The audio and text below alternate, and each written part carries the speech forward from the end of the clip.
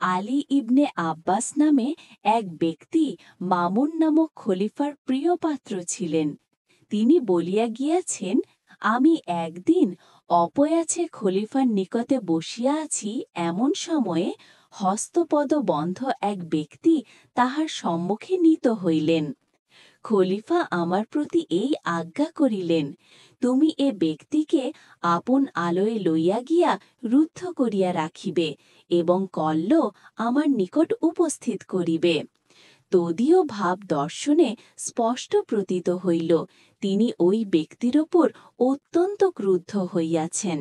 আমি তাহাকে আপন আলোয় আনিয়া অতি সাবধানে রুদ্ধ করিয়া রাখিলাম, কারণ যদি তিনি পালাইয়া যান, আমাকে খলিফার কোপে পতিত হইতে হইবে।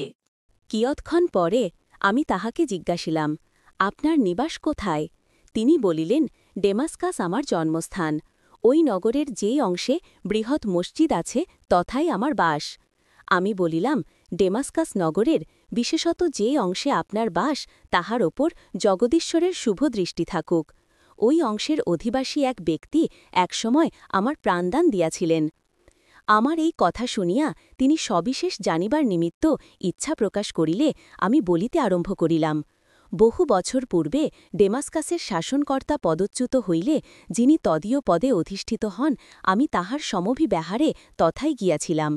পদচ্যুত শাসনকর্তা বহুসংখ্যক সৈন্য লইয়া আমাদিগকে আক্রমণ করিলেন।